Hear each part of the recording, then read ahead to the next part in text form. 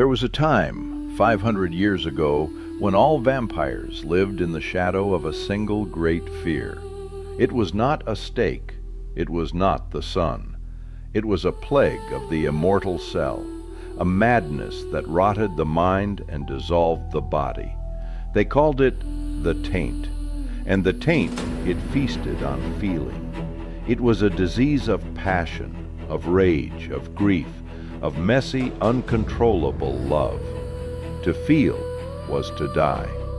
And so the great families, the Kirovs, the Volkovs, made a terrible choice. To survive, they would stop feeling at all.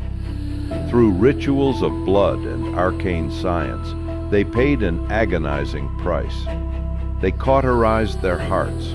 They purified their bloodlines, burning away the human stain until their blood ran cold, cold as marble, cold as the void. They became the purebloods, and they became immune. But there were those who did not or could not pay the price. They are the lessers, the descendants of those left behind. They still ache, they still flush, they still feel, and they are still susceptible. This is a story of a lesser, a girl who was told her heart was a disease, who dared to infect a prince.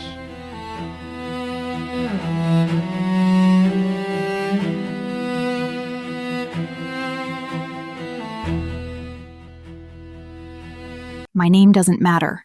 In the Empire, you're either a name or you're part of the infrastructure. I'm infrastructure. The humans scurry on the floors below, handling the daylight logistics. Their warm blood a nervous, rabbit-quick pulse in the air. We, the lesser, handle the nights.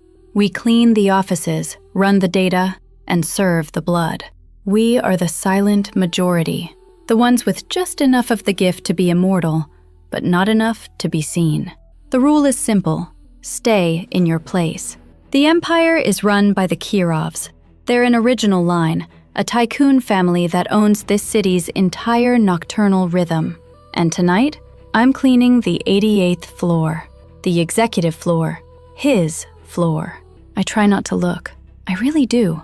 I keep my head down, my gaze locked on the synthetic polish I'm wiping from the obsidian floor. But my eyes always betray me. He's there, at the end of the hall, Damien Kirov, the heir. He's not like his father. The king is all cold calculation and bored power. Damien is restrained. He's a clenched fist. He's standing by the floor-to-ceiling window, looking out at the city he will one day own, and he hasn't moved in 10 minutes. The silence around him is so heavy it feels like a physical weight. I know I'm supposed to be invisible. My supervisor, a pureblood named Larissa, who lives to enforce the rules, would have my service level status revoked if she saw me even looking at him. Humility is survival. But then, he turns. He doesn't just glance. His eyes lock onto mine from 100 feet away. It's not a kind look. It's sharp. It's hungry. It's angry. My heart, that useless, stupid organ that still thinks it's human, slams against my ribs. He knows I'm here. He sees me. And in this empire, being seen by him is the most forbidden, dangerous thing I could ever do. His gaze doesn't waver. It's not just a glance. It's an interrogation, a pin. He's holding me in place from across the room, and I can't breathe. The air in the 88th floor executive lounge is worth more than my entire family's apartment, filtered and cooled to a perfect, sterile temperature. But it feels thick and hot in my lungs. My training, my every instinct for survival screams at me. Look down, look away, become infrastructure. But I am paralyzed. He sees me, and I see him. I see the flicker of something, not just anger, not just hunger. It's a shock of recognition, as if he's waking up and is furious at the light. A voice, as cold and precise as cut glass, slices through the silence. Jasmine. I flinch so hard I almost drop my polishing cloth. The spell is broken. My head snaps toward the voice and my heart plummets into my stomach. Larissa. She's standing by the obsidian reception desk, a data slate in her hand. Larissa is a pureblood from the Volkov line, another tycoon family. Her black executive uniform is tailored so sharply it could cut. Her dark hair pulled back in a knot so severe it looks painful. She is, as my mother would whisper, a perfect pureblood. She is also my supervisor, and she is, as the entire empire knows, Damien Kirov's intended. She walks toward me. Her heels don't just click on the imported Italian marble. They strike it. Tap, tap, tap. A death knell. She doesn't look at Damien. She doesn't have to. She owns this space, this air, this moment. Her perfume, something that smells like rare orchids and ozone, washes over me, and I have to fight the urge to cough. It's a scent designed to announce itself, to take up room. "Your gaze is above your station," she says. Her voice is soft, which is so much worse than a yell. It's intimate. It's the voice you use to share a secret or to gut someone. I dip my head immediately, my hair falling over my face, a curtain of shame. "My apologies, Supervisor. I was just finishing." "You were staring," Larissa corrects, her voice still holding that horrifying, silken calm. "You were staring at Mr. Kirov." I can feel the blood rising in my cheeks, a hot, human flush of humiliation. It's the daily tax for being a lesser. I say nothing. In the hierarchy, my silence is the only acceptable answer. To argue is to be insubordinate. To be insubordinate is to be unemployed, or worse.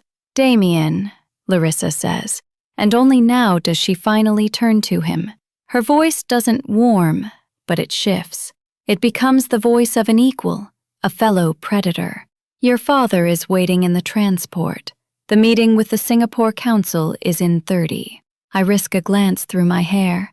Damien's mask is back. The man who was a clenched fist of raw emotion, the man who I just saw vibrating with some unspoken fury, is gone. In his place is the air. His face is smooth, indifferent, and impossibly cold. He gives Larissa a curt, dismissive nod. "I'm aware." He straightens the cuffs of his bespoke suit jacket, a gesture so small, so practiced. And then he walks. This is the worst part. He walks right past me. He doesn't look at me. He doesn't acknowledge my existence. His shoulder, broad and clad in expensive wool that probably cost more than my rent for a year, almost brushes mine. Almost. He makes a tiny, fractional adjustment, a millimeter to his left, to ensure that not one thread of his suit makes contact with my uniform.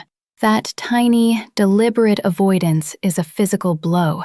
It's worse than if he'd shoved me. It's a statement. You are nothing. That moment did not happen. You are bacteria. You are infrastructure. The doors to his private elevator hiss open and he's gone. The silence he leaves behind is deafening. It's just me and Larissa, alone in the massive, sun-drenched lounge. The full, terrifying weight of her attention is now on me. She watches the elevator doors close, a thin, satisfied smile playing on her perfect lips. "He's a Kirov," she says, turning back to me, her voice once again like a physician's, diagnosing a disease. "They are the original line, and you are a cleaner." "Yes, Supervisor." My voice is a whisper. "Your performance review has been adjusted," she continues, tapping her data slate with a long, pale finger. "Your productivity on the executive floor is lacking. You seem distracted." My stomach clenches. This is it. "Supervisor, you're being reassigned." She looks up, her pale eyes bright with a cold, clinical amusement. "Effective immediately. You're moving to sub-level 4, blood bank, intake filtration." My blood runs cold. My breath catches. Sub-level 4. No. We all know about intake filtration. It's not just a bad job. It's a punishment. It's where the desperate, the insubordinate, and the unlucky end up. It's where all the blood donations, from our paid human farms and from desperate lessers, are processed before being synthetically stabilized. It's a place of stench and steam and noise. And it's where they screen for the taint. The taint is the boogeyman of our world. The one thing that strips our immortality from us. The one thing that sends purebloods into a panic. It's not a myth. It's a biological horror. A blood-borne prion that attacks our immortal cells, causing a slow, agonizing decay of the mind. A madness that ends in a vegetative state before the body finally, mercifully, dissolves. A single drop of tainted blood in an open cut, one microscopic splash in the eye, and it's a death sentence. The job is scrubbing the filters, handling the raw, unscreened product. It is the filthiest, most high-risk, lowest status job in the entire Kirov Tower. This isn't a demotion. It's a threat. It's Larissa's polite, corporate way of telling me she could have me killed without ever laying a hand on me. I want to yell. I want to throw my cleaning fluid at her perfect, smug face. I want to tell her that I saw something in Damien's eyes that she, with all her pure blood and her arranged marriage, will never, ever see. I want to rage. I want to cry. But I think of my mother, her soft hands and her worried eyes. I think of my father, who works 2 levels below us in the same blood bank, in the safe synthetic mixing vats. I think of our small apartment, our precarious safety, the life they've built from nothing. I swallow the impulse. I swallow the hot, angry, theatrical words. I swallow the ache. I lift my chin, just an inch. It's the only rebellion I have left. I meet her gaze. Yes, Supervisor. Larissa's smile widens. It's a victor's smile. She has won. She has put the insect back in its place. Good, she says, tapping her slate one last time. Don't be late. Contamination suits are mandatory. And Jasmine, I wait.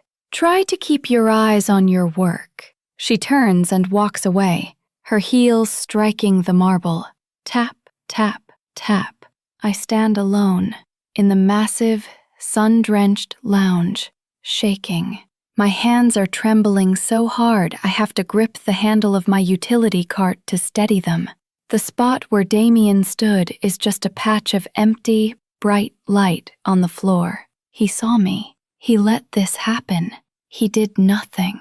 A cold, aching certainty settles in my chest, heavy as lead. He is not a prisoner. He is a king, and he is his father's son. He walks right past me. He doesn't look at me. He doesn't acknowledge my existence. His shoulder, broad and clad in expensive wool that probably cost more than my rent for a year, almost brushes mine. Almost. He makes a tiny, fractional adjustment, a millimeter to his left, to ensure that not one thread of his suit makes contact with my uniform. That tiny, deliberate avoidance is a physical blow. It's worse than if he'd shoved me. It's a statement. You are nothing. That moment did not happen. You are bacteria. You are infrastructure. The doors to his private elevator hiss open and he's gone. The silence he leaves behind is deafening. It's just me and Larissa, alone in the massive, sun-drenched lounge. The full, terrifying weight of her attention is now on me. She watches the elevator doors close, a thin, satisfied smile playing on her perfect lips. He's a Kirov, she says, turning back to me, her voice once again like a physician's, diagnosing a disease. They are the original line, and you are a cleaner. Yes, Supervisor. My voice is a whisper. Your performance review has been adjusted.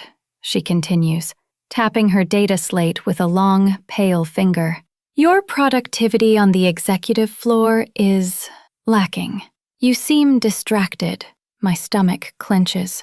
This is it. Supervisor, you're being reassigned. She looks up, her pale eyes bright with a cold, clinical amusement. Effective immediately. You're moving to sub-level 4, blood bank, intake filtration. My blood runs cold. My breath catches. Sub-level 4. No, we all know about intake filtration. It's not just a bad job. It's a punishment. It's where the desperate, the insubordinate, and the unlucky end up.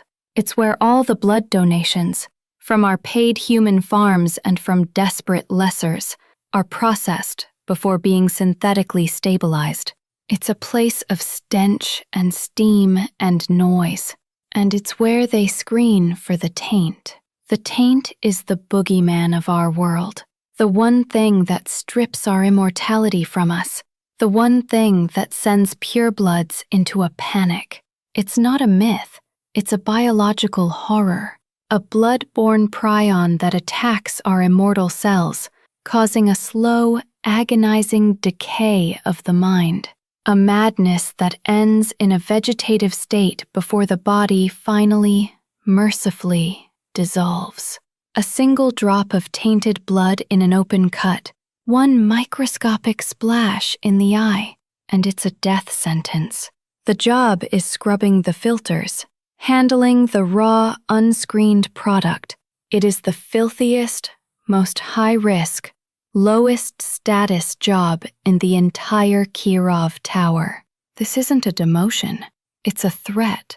It's Larissa's polite, corporate way of telling me she could have me killed without ever laying a hand on me. I want to yell. I want to throw my cleaning fluid at her perfect, smug face. I want to tell her that I saw something in Damien's eyes that she, with all her pure blood and her arranged marriage, will never, ever see. I want to rage. I want to cry. But I think of my mother, her soft hands and her worried eyes. I think of my father, who works 2 levels below us in the same blood bank, in the safe synthetic mixing vats. I think of our small apartment, our precarious safety, the life they've built from nothing. I swallow the impulse. I swallow the hot, angry, theatrical words. I swallow the ache. I lift my chin, just an inch. It's the only rebellion I have left. I meet her gaze. Yes, Supervisor. Larissa's smile widens. It's a victor's smile. She has won. She has put the insect back in its place. Good, she says, tapping her slate one last time. Don't be late. Contamination suits are mandatory. And Jasmine, I wait. Try to keep your eyes on your work. She turns and walks away, her heels striking the marble. Tap, tap, tap. I stand alone in the massive, sun-drenched lounge, shaking. My hands are trembling so hard I have to grip the handle of my utility cart to steady them. The spot where Damien stood is just a patch of empty, bright light on the floor. He saw me. He let this happen. He did nothing. A cold, aching certainty settles in my chest, heavy as lead. He is not a prisoner. He is a king, and he is his father's son. He walks right past me. He doesn't look at me. He doesn't acknowledge my existence. His shoulder, broad and clad in expensive wool that probably cost more than my rent for a year, almost brushes mine. Almost. He makes a tiny, fractional adjustment, a millimeter to his left, to ensure that not one thread of his suit makes contact with my uniform. That tiny, deliberate avoidance is a physical blow. It's worse than if he'd shoved me. It's a statement. You are nothing. That moment did not happen. You are bacteria. You are infrastructure. The doors to his private elevator hiss open and he's gone. The silence he leaves behind is deafening. It's just me and Larissa, alone in the massive, sun-drenched lounge. The full, terrifying weight of her attention is now on me. She watches the elevator doors close, a thin, satisfied smile playing on her perfect lips. "He's a Kirov," she says, turning back to me, her voice once again like a physician's, diagnosing a disease. "They are the original line, and you are a cleaner." "Yes, Supervisor." My voice is a whisper. "Your performance review has been adjusted," she continues, tapping her data slate with a long, pale finger. "Your productivity on the executive floor is lacking. You seem distracted." My stomach clenches. This is it. "Supervisor, you're being reassigned." She looks up, her pale eyes bright with a cold, clinical amusement. "Effective immediately. You're moving to sub-level 4, blood bank. Intake filtration." My blood runs cold. My breath catches. Sub-level 4. No, we all know about intake filtration. It's not just a bad job. It's a punishment. It's where the desperate, the insubordinate, and the unlucky end up. It's where all the blood donations, from our paid human farms and from desperate lessers, are processed before being synthetically stabilized. It's a place of stench and steam and noise, and it's where they screen for the taint. The taint is the boogeyman of our world, the one thing that strips our immortality from us, the one thing that sends purebloods into a panic. It's not a myth, it's a biological horror, a blood-borne prion that attacks our immortal cells, causing a slow, agonizing decay of the mind. A madness that ends in a vegetative state before the body finally, mercifully, dissolves. A single drop of tainted blood in an open cut, one microscopic splash in the eye, and it's a death sentence. The job is scrubbing the filters, handling the raw, unscreened product. It is the filthiest, most high-risk, lowest status job in the entire Kirov Tower. This isn't a demotion. It's a threat. It's Larissa's polite, corporate way of telling me she could have me killed without ever laying a hand on me. I want to yell. I want to throw my cleaning fluid at her perfect, smug face. I want to tell her that I saw something in Damien's eyes that she, with all her pure blood and her arranged marriage, will never, ever see. I want to rage. I want to cry. But I think of my mother, her soft hands and her worried eyes. I think of my father, who works 2 levels below us in the same blood bank, in the safe synthetic mixing vats. I think of our small apartment, our precarious safety, the life they've built from nothing. I swallow the impulse. I swallow the hot, angry, theatrical words. I swallow the ache. I lift my chin, just an inch. It's the only rebellion I have left. I meet her gaze. "Yes, Supervisor." Larissa's smile widens. It's a victor's smile. She has won. She has put the insect back in its place. "Good," she says, tapping her slate one last time. "Don't be late.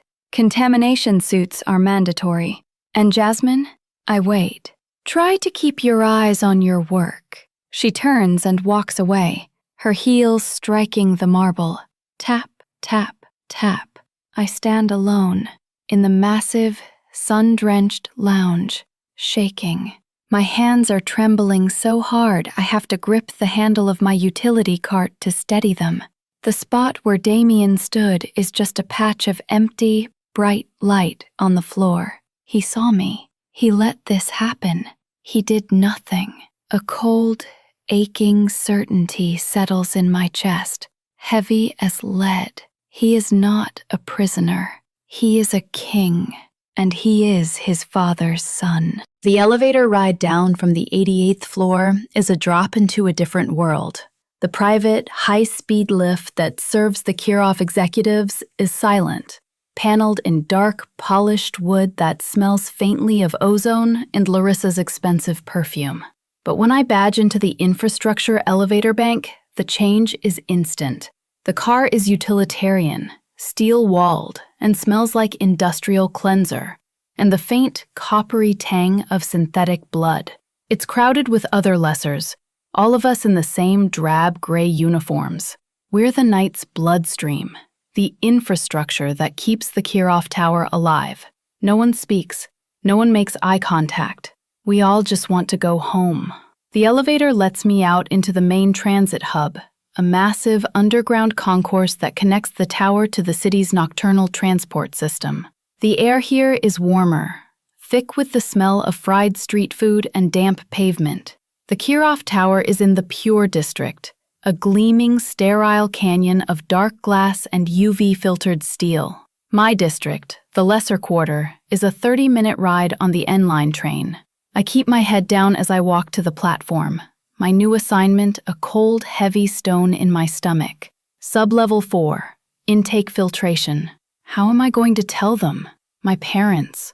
The thought of my mother's face, the way her eyes will widen with that specific, quiet terror, it makes me want to be sick. The train is loud, the lights inside a flickering, sickly yellow. I lean my head against the cool glass, watching the Pure District's perfect, sleek architecture give way to the Lesser Quarter. Here, the buildings are older, brick and stone, their light shielding less effective. The streets are crowded, even at 4 a.m. Lessers move in a constant, hurried stream, grabbing a bite from a food stall or rushing to make the last train before their day sleep. Our apartment is on the 7th floor of a pre-war building, one that still has the original, ornate, and crumbling gargoyles on its facade. The elevator is broken, as usual. I take the stairs. The lock clicks and I slide the deadbolt. Our apartment is small, but it's ours. Jasmine? Is that you, Liubi Maya?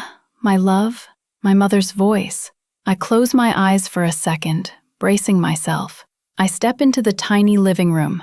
My mother, Mira, is sitting at the kitchen table, a cup of herbal tea clutched in her hands.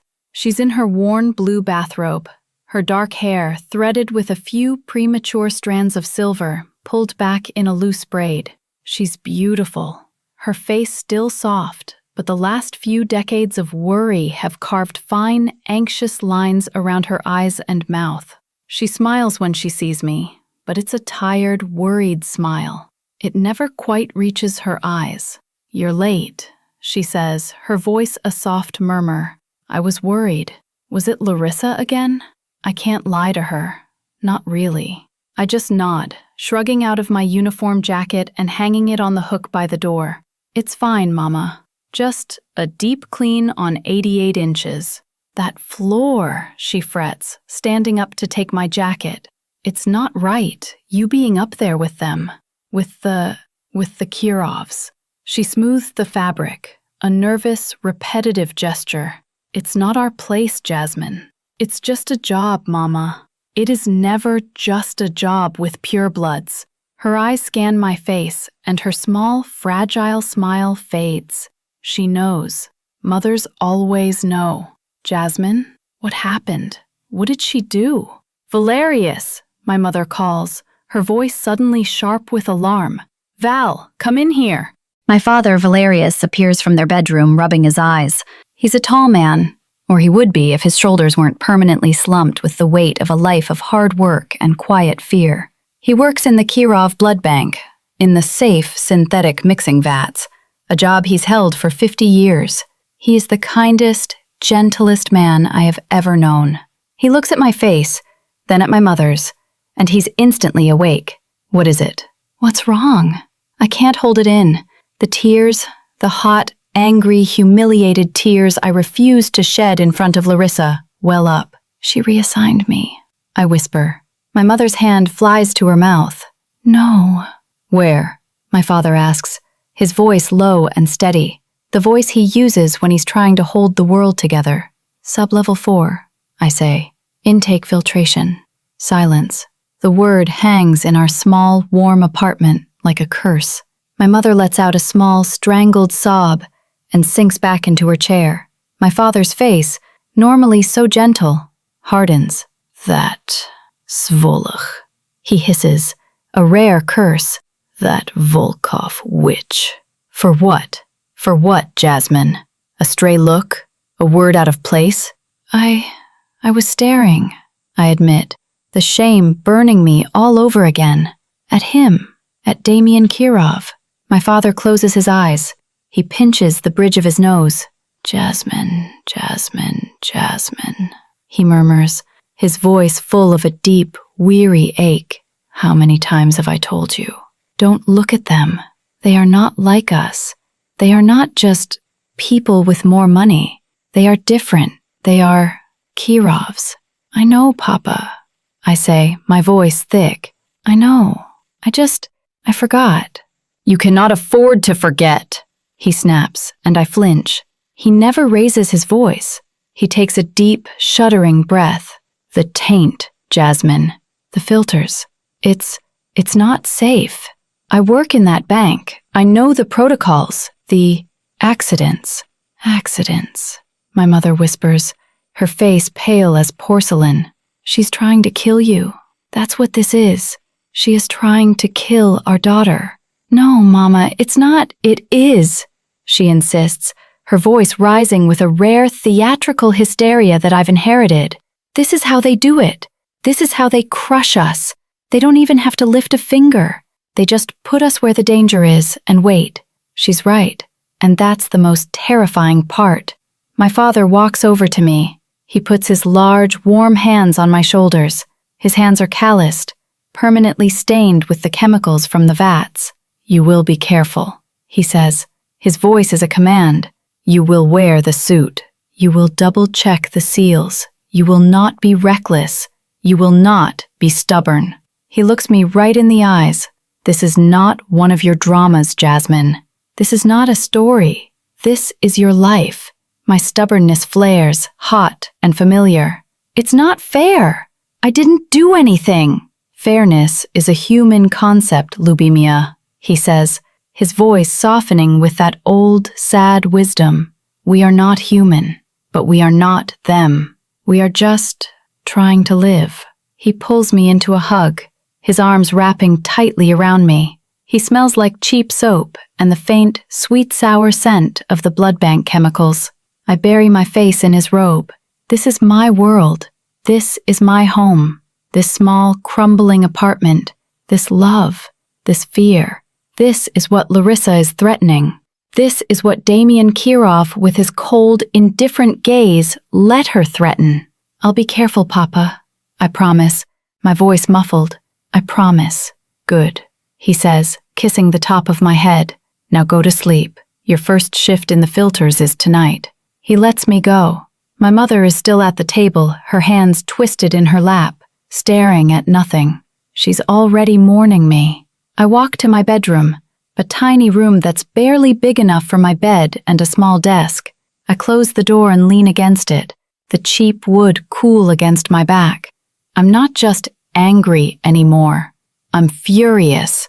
They sit up there on the 88th floor with their filtered sun and their pure blood and their cold marble skin, and they play with our lives like they're rearranging furniture.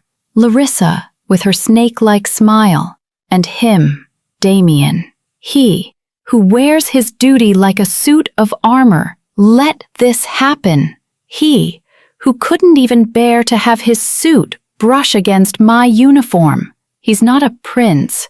He's a monster, just like the rest of them. And as I stand there, in the safety of my humble, terrified home, a new, cold, and dangerously stubborn thought takes root in my heart. He let Larissa put me where the danger is. I wonder how he'd feel if I brought the danger to him. My new life is a cold, damp hell. Sublevel 4. Intake filtration. The first shift is 8 hours of suffocating terror. The mandatory contamination suit is a thick, rubberized nightmare. The air is thick with the chemical stench of stabilizers and the raw, visceral, iron-heavy smell of blood. It's loud. The industrial filters thrum with a deep, bone-rattling vibration. My job is to scrub the pre-filters. Every splash, every hiss of the steam cleaner makes me flinch. My father's words echo in my head. This is not a story. This is your life. I check the seals on my suit gloves, my visor, my boots 12 times. I am exhausted, my hands raw and my nerves shredded when my shift finally ends. On the third night, I'm cleaning my suit for re-racking when my new supervisor, a grizzled, one-eyed lesser named Boro, grunts at me. Your slate's pinging. I pull my own data slate, the cheap infrastructure model from my locker. He's right. A new work order. An automated notification. Gala prep, silver service. 88th floor, executive pantry, 1 o'clock. My blood, which has been cold with fear for 2 days, now runs icy. It's a mistake, I whisper, showing him the screen. Supervisor Larissa, she reassigned me. I'm filters. Boro looks at the notification and gives a short, grim laugh. Well, kid, looks like the witch reassigned your personnel file, he says, tapping my slate. But she forgot to scrub your rotation. The automated system still thinks you're on 88 inches. My stomach twists. What do I do? If I don't go, the system will flag me as insubordinate. If I do go and she sees me, it's a beautiful trap, isn't it? Boro says, his one eye glinting with a mix of pity and dark humor. She backed you into a corner without even trying. That's pureblood efficiency. What do I do? I plead. You go, he says, his voice flat. The system is God here. You don't show, you're AWOL. You're gone. So you go. You put on your other uniform. He gestures to my clean gray infrastructure dress in the locker. You keep your head down. You polish the silver, and you pray to whatever god you have left that she's too busy to notice the schedule. He's right. I am being crushed between two automated, merciless systems. So I go. I feel like a ghost, changing into my clean uniform, the one that smells like industrial soap, not filter chemicals. I ride the infrastructure lift, the steel box rattling, my heart a trapped bird against my ribs. I badge into the 88th floor service pantry. The room is quiet, sterile. A long counter holds the gleaming, ornate, antique silver samovar and a tray of delicate porcelain cups, all waiting for the gala. I just want to finish and leave. I grab a cloth, the pot of polish, and I start working. My hands shaking so badly I can barely hold the lid. Just be invisible. Just be a pair of hands. Well, what is this? I freeze. A man in a black Kirov household uniform is standing in the doorway. He's a pureblood, a high-level servant, his face impassive and pale as marble. His eyes rake over me, from my cheap shoes to my terrified face. I'm on the schedule, sir, I stammer, holding up my polishing cloth as if it's a shield. Silver service, for the gala. His lip curls. He knows who I am. The entire 88th floor staff would have heard about the lesser who stared at the air and got sent to the filters. I know what the schedule says, he hisses. I am the one who questions why the system thinks a filter worker is fit to touch the Kirov silver. You think you can just sneak back up here? No, sir. The system, I don't care about the system, he cuts me off. I care about discretion. The fact that you are here is an embarrassment. He takes a step toward me and I shrink back. He hears it then, the low murmur of voices from the heavy door that connects this room to the main Kirov conference room. A cold, cruel idea lights in his dead eyes. He's going to punish me and get the silver polished at the same time. He moves to the conference room door and cracks it open, just an inch. My blood runs cold. What are you? The royals are in a meeting, he hisses, and you are going to finish this service. You will polish. You will not stop. You will not make a sound. You will not turn around. You are not here. If I hear so much as a squeak from your cloth, I will personally see to it that your entire family is assigned to the taint burners. He leaves, and the lock on the pantry's outer door clicks shut. I am locked in, My heart is a trapped bird slamming against my ribs. I am trapped in a service pantry, polishing silver while the Kirovs themselves are right next door. I pick up the cloth, my hands trembling so hard I can barely hold it. I turn my back to the cracked door, as ordered, and I start to polish the samovar, my movements small and repetitive. My breath is shallow, silent, and I listen. Their voices are clear. The Volkov assets and the Asia-Pacific trade routes are vital, a man's voice says. It's deep, cold, and pragmatic.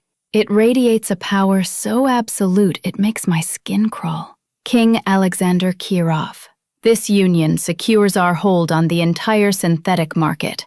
The Alliance, Alexander, a new voice cuts in. A woman's, colder, sharper, like ice on steel. Queen Seraphina. Do not use that common human term. This is about the line. This is a merger of blood. Of course, my dear, Alexander says, a note of bored impatience in his voice. The blood, theirs is acceptable. It is an old line, Seraphina counters, her voice sharp. The heirs will be strong. That is all that matters. My cloth stops moving. I force it to start again. Polish, polish, polish. They're talking about Larissa, about her merger with Damien, about his children. They're trading his future like a stock portfolio. Damien, it's Seraphina. My breath catches. I am terrified he will sense me, that he will know I'm here, just 20 feet away, listening. You have been quiet, his mother says. You approve of the arrangements for the gala. A pause. The silence is so heavy, so full of a dense, contained energy that I can feel it. Then his voice, a low, cold monotone. The arrangements are sufficient. Sufficient? King Alexander's voice is a whip crack. This union doubles our net worth, boy. It guarantees our legacy for another 5 centuries. Show some gratitude. I am aware of its value, father. The venom, the sheer, compressed hatred in those few words makes my knees go weak. It's a voice I've never heard. It's not the cold air. It's not the angry man who stared at me. This is something else. This is a caged thing. Damien, his mother's voice is a spike of ice. Your tone is unacceptable. You are the heir. You will do your duty. Larissa Volkov is a perfect match. You will not endanger this. There's a sharp, violent sound. A heavy glass slamming down on a stone table. Do not speak to me of my duty. His voice is so low, so lethal, it vibrates through the door. I involuntarily take a step back, bumping the counter. The silver service rattles. I freeze. Absolute, terrifying silence from the other room. He knows. He knows I'm here. He knows it's me. Number. He can't. I'm just a sound. An insect. I'm going to be sick. My life is over. They're going to open that door. You will do as you are told, Alexander finally says, his voice flat, as if Damien is nothing more than a disobedient dog. This is not a request. Damien laughs. It is the most terrible sound I have ever heard. It's not a laugh of humor. It's a bark of pure, broken despair. Or what, father? He snarls. You'll reassign me? Cut my allowance? Send me to the filters? My blood turns to slush. He doesn't know. He can't. That was a joke. A careless, cruel, privileged joke. A turn of phrase. What is my family's terror, what is my living nightmare, is just a metaphor to him. A way to describe the worst possible thing he can imagine. He has no idea that Larissa actually did it. Do not be theatrical, Damien, the queen snaps. It's so lesser. You are a Kirov. You will act like one. The gala will proceed. The engagement will be announced. This discussion is over. Footsteps. The scrape of chairs. I am paralyzed, my back to the door, my knuckles white on the polishing cloth. I am polishing the same spot, over and over. The main conference room door opens and closes. Their footsteps fade. I am left alone in the pantry, my heart hammering, my hands covered in silver polish. The anger I've been nursing for 2 days, my fury at him for letting Larissa send me to sublevel 4, curdles. It turns into something else, something heavy and aching. He wasn't a king in that room. He wasn't even a prince. He was a sacrifice. His cage is just made of gold and marble, and his jailers are his own parents. He has no more choice than I do. My reprieve from the filters was short-lived. The order came down this morning, not from the automated system, but as a direct summons from Larissa's personal assistant. Boro, my supervisor on sublevel 4, had just shaken his head when the notification came through, his one eye full of grim pity. "She requested you by name, kid," he'd grunted. "For the gala. Server duty." He'd tapped the data slate, his expression dark. "Be careful. She's not playing anymore. This is a public stage." And now, here I am, back on the 88th floor. It's been transformed. The sleek, minimalist corporate lounge where I used to clean is gone. In its place is a nocturnal royal court. The massive windows, now showing a black, diamond-dusted sky, are flanked by drapes of heavy, dark silk. The lighting is low, casting long, dramatic shadows that make the clusters of purebloods look less like people and more like beautiful, predatory statues. They are all in their formal armor. The men, in bespoke jackets of rich, dark brocades and jacquards, their ancient bloodlines woven into the patterns. The women, in severe, elegant gowns that drip with antique jewels that seem to drink the light. The air thrums with their power, their low, murmuring voices, and the scent of 100 different expensive, cold perfumes. I am a mouse in a den of exquisitely dressed lions. My uniform is a starched, cheap-feeling black dress that's a size too tight. My hair is pulled back in the same severe knot Larissa favors, a mocking imitation. I'm holding a heavy silver tray of blood champagne, tall, delicate flutes filled with a shimmering, ruby-red synthetic, the highest grade, reserved only for pureblood consumption. My hands are shaking. My palms are sweating. I'm no longer the invisible cleaner. I'm a servant. I'm on display, a property. This is worse than the filters. In the filters, the danger was the taint. Here, the danger is her. Humiliation. And he is here. I've been trying not to look. I swear I have. After what I heard in the pantry, my feelings are a raw, tangled knot of pity and renewed anger. He's not a monster. He's a victim. But he's a victim who uses the filters as a punchline. I feel him before I see him. It's like a drop in temperature. I risk a glance. He's standing near the windows with his parents and Larissa, and he is not the man from the office. The severe charcoal gray suit is gone. Tonight, he is the prince. He's wearing a jacket of the most intricate black-on-black brocade I have ever seen.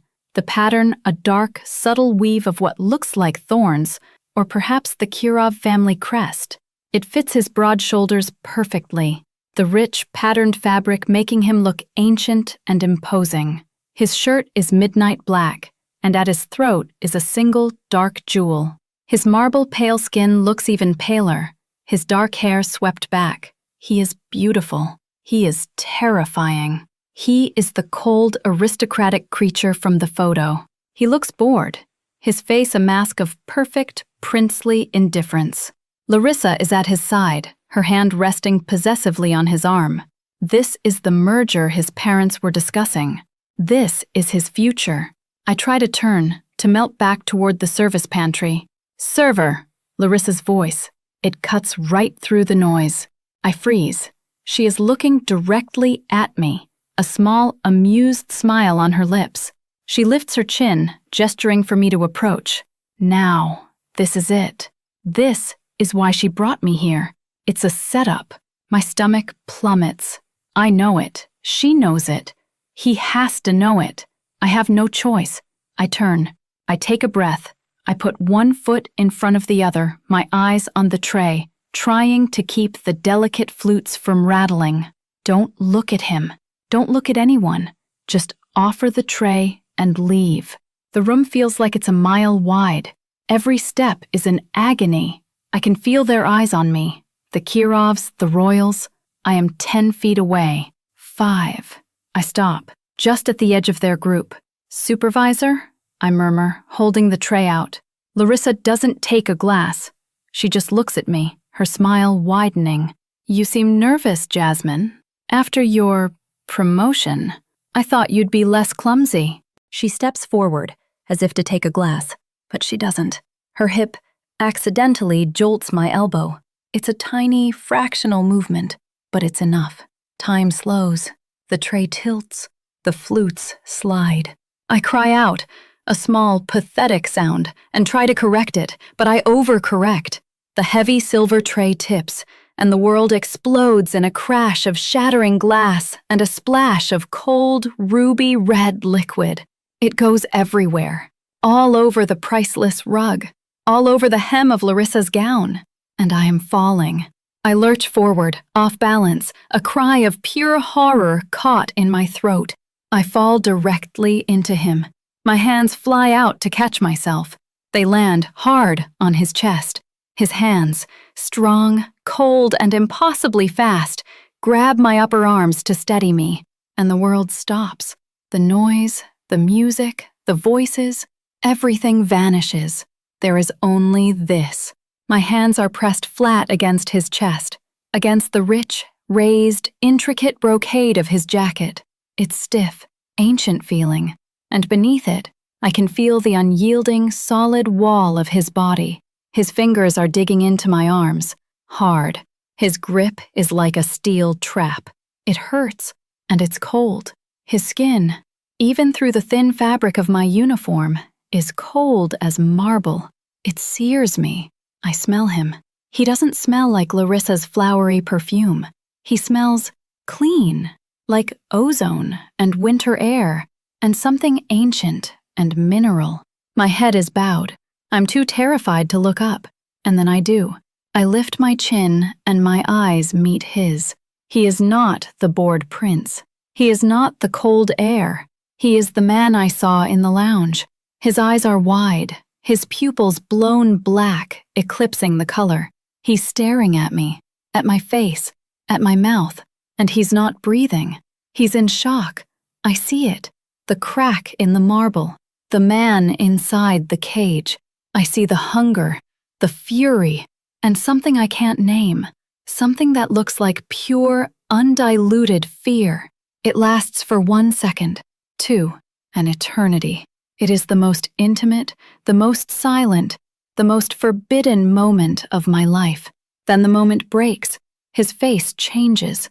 The shock vanishes, replaced by a violent, cold panic. His eyes turn to ice.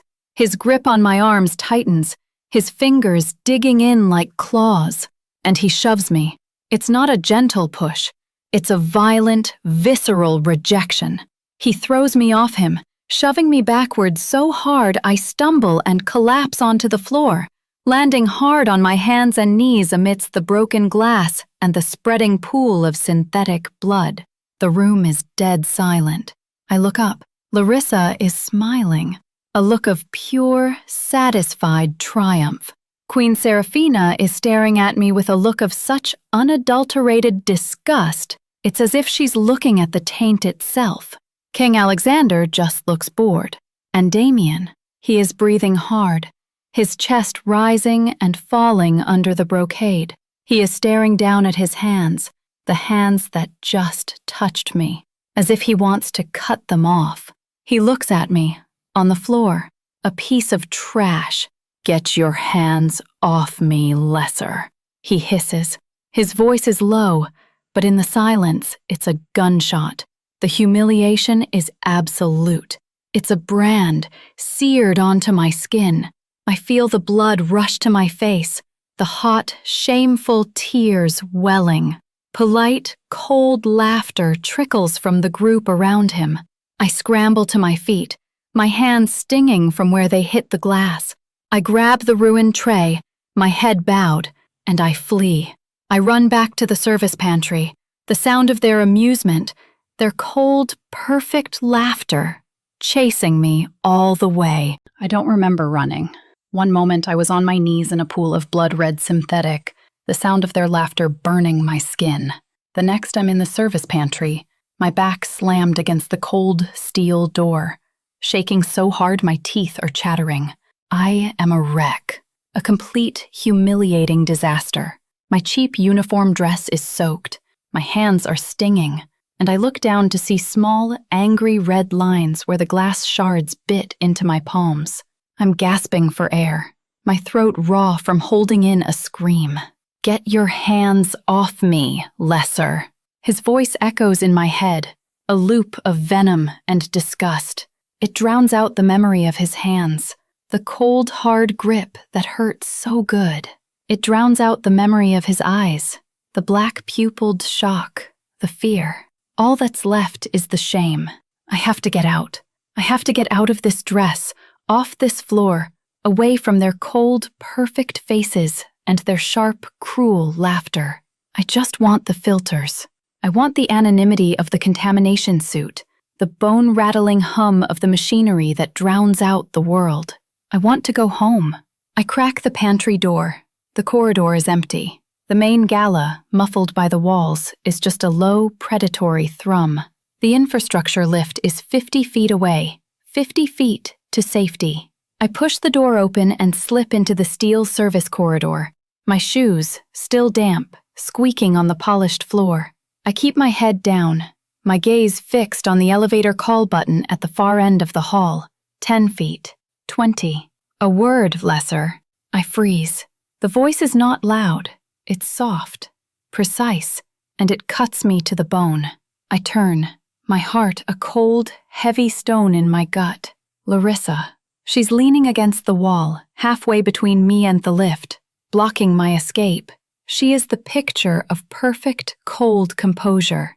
She's holding a white silk cloth, and she's calmly, methodically dabbing at the red stain of the blood champagne on the hem of her designer gown. She isn't even looking at me. She's looking at the stain. "That was quite a performance," she says, her voice a low, conversational murmur. "So theatrical, so clumsy, so lesser." I can't speak. I just stand there trembling, a cornered animal. "You've ruined a 5,000 credit gown," she continues, clicking her tongue in mild annoyance. A negligible expense, of course, but the offense, that's harder to clean. She finally lifts her eyes to mine. Her pale, intelligent gaze is not angry. It's amused. It's the look of a scientist studying an insect right before she pulls its wings off. "Did you really think I didn't see it?" she asks, her voice dropping even lower. "Supervisor, it was an accident."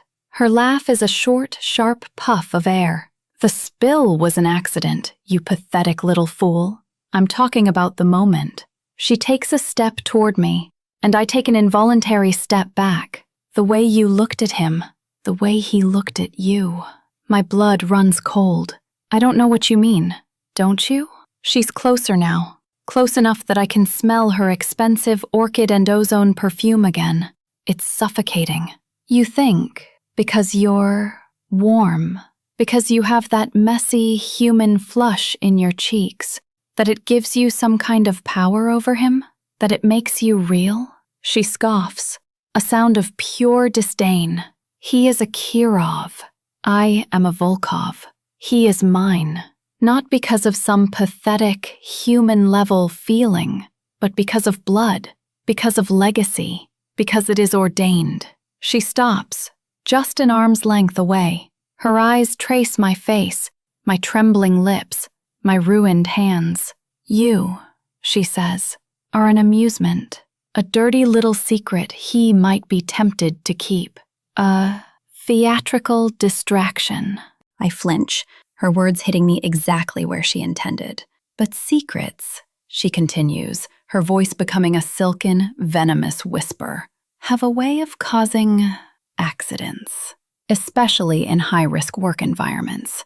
This is it, the raw, unveiled threat. Your father," she says, "Valerius, he works in the blood bank, doesn't he? Synthetic fats, sub-level 2. My breath catches. Don't you talk about him." So many chemicals, she muses, ignoring me as if she's just thinking aloud. So many pressurized pipes. So many ways for the safety protocols to fail. A sensor malfunctioning, a valve sticking, a terrible, tragic taint-level breach. So sad, so avoidable. The humiliation, the fear, the ache. It all burns away, evaporating in a sudden volcanic surge of cold, white-hot rage. My trembling stops. I lift my chin. My hands are stinging, and I curl them into fists, my short, unmanicured nails biting into the cuts the glass made. The pain is grounding. It's real. You're afraid, I whisper. Larissa's mask cracks, a tiny, almost invisible flicker of surprise. What did you say? You're terrified, I say, and my voice is stronger now, shaking with a new, dangerous energy. You're not afraid of me. I'm a lesser. I'm infrastructure. You're afraid of him. He is mine, she hisses, her composure slipping, her eyes flashing. He's not, I say, and the truth of what I heard in the pantry, the truth of what I saw in his eyes, fills me with a reckless, stubborn power. You saw him look at me, but you didn't see what I saw.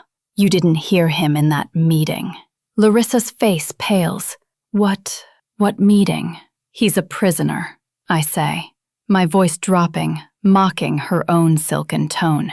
He's a cage animal, and you're not his chosen. You're just another bar on his cage. Larissa's hand moves so fast I don't even see it. She doesn't slap me. That's too crude, too human. She grabs my jaw, her fingers cold and strong, digging into the bones of my face, forcing my head up. Her nails, filed to sharp, perfect points, break the skin. You will be silent, she snarls, her mask of civility completely gone, her face a mask of pure reptilian fury. You are an insect, Jasmine, and insects who get too close to the light get burned. I stare into her furious eyes, the pain in my face nothing compared to the wild, dangerous thrum in my chest.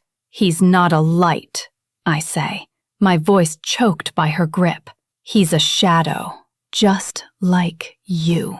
She holds me for 1, 2, 3 agonizing seconds. The hatred radiating from her is a physical force.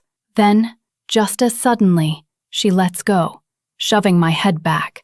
She straightens her dress, her breathing sharp. She is visibly recomposing herself, pulling the mask of the pureblood back on.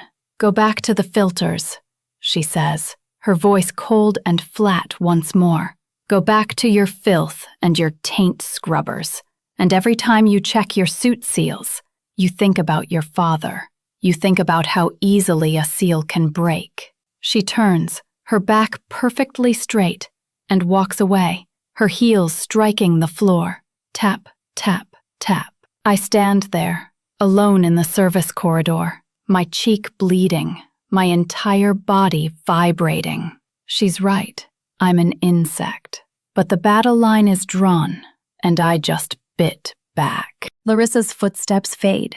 Tap, tap, tap. I'm alone. I lean against the cold steel wall of the service corridor, my entire body a single, vibrating string of rage and terror.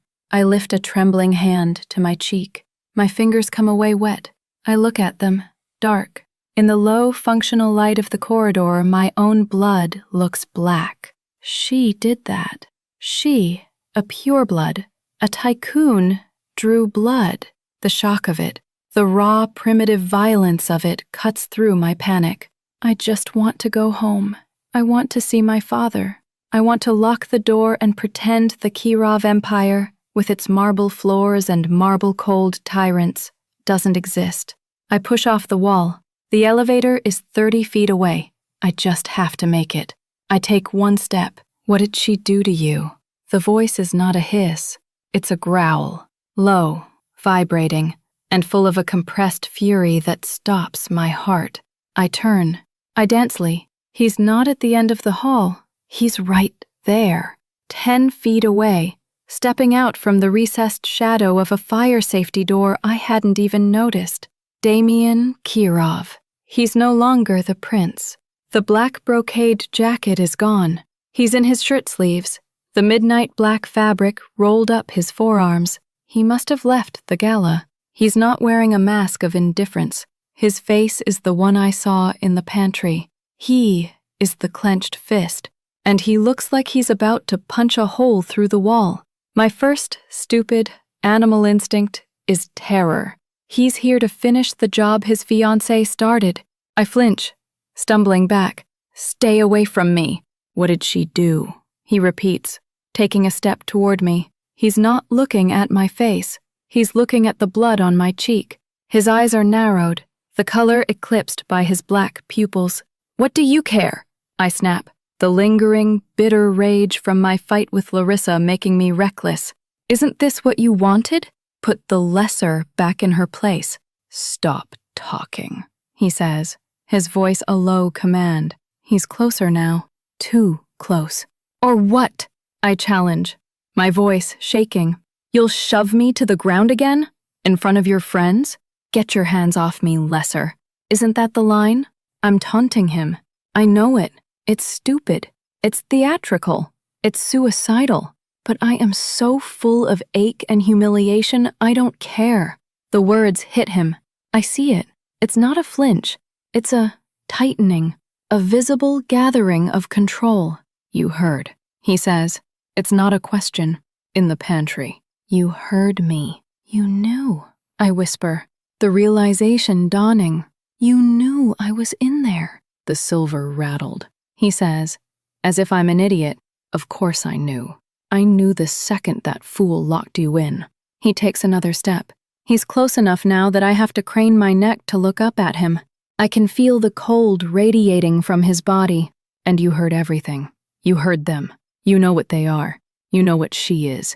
So I'll ask you one more time. What did you say to her? I told her she was afraid. I say, my breath hitching. I told her she was just another bar on your cage. His eyes close for a fraction of a second. A small, sharp inhalation through his nose.